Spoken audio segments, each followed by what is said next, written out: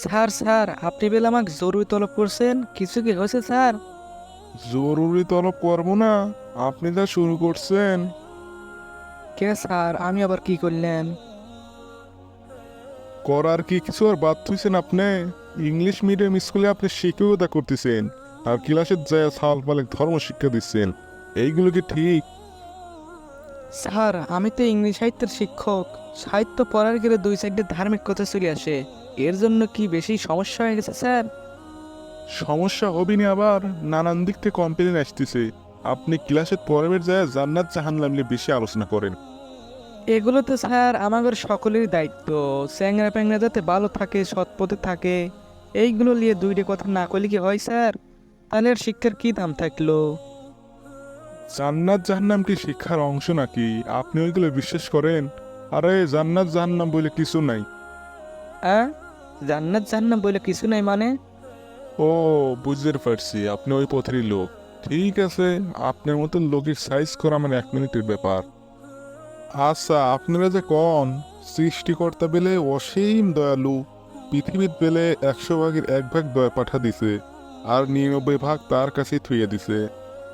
তার যখন এতই দয়া, তাইলে তার বান্দা করে জাহান্নামের কিসিলেল দিবি, আর জাহান্নামই বা কিসিলেল সৃষ্টি করলো? ও, এই কথা স্যার। এইটা কইবে গেলে তো কিছু বিষয় লাগে, লাগে আপনাকে স্যার। স্যার আপনি তো প্রতিদিন সকালে উঠে চা খাইতে খাইতে পেপার পড়েন। আজকে পেপারে যে একটা মর্মান্তিক ঘটনা ছাপা হয়েছে, এটা কি আপনি পড়ছেন?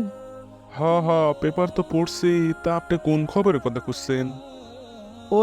ওই খবর স্যার, 5-6 জন যুবক মিলেছে 13 বছরের একটা ছাওয়ালে হত্যা করছে, তারপর আবার টুকরো টুকরো করে পুঁতে থুইছে। খবরটা পড়েন নাই স্যার? আরে ভাই, আপনি ওই কথা করছেন? ওইটা পড়ার পর থেকেই তো আমার মাথাটা গরম হয়ে গেছে। এটাই স্বাভাবিক।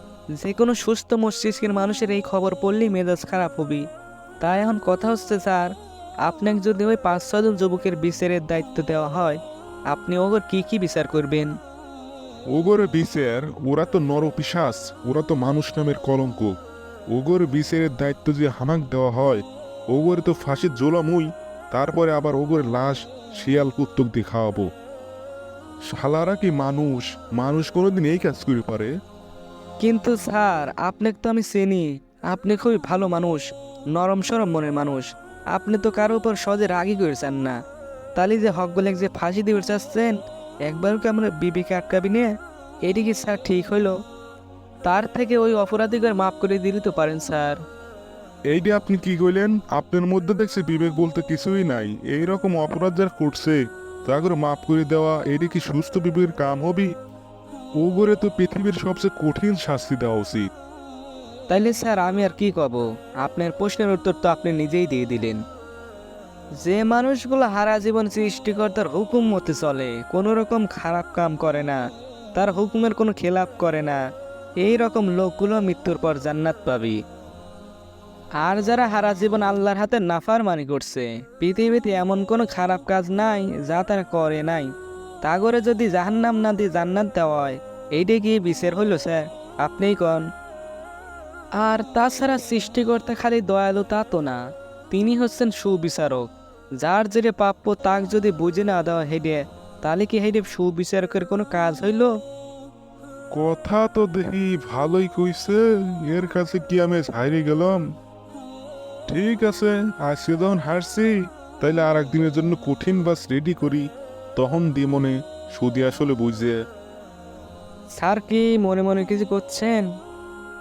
না মানে ঠিক আছে, আপনি এখন যান। আজকে যা ক্লাস নেন। আমার মন একটা খুব ভালো নাই। আচ্ছা স্যার, তাইলে আমি ক্লাসে গেলাম।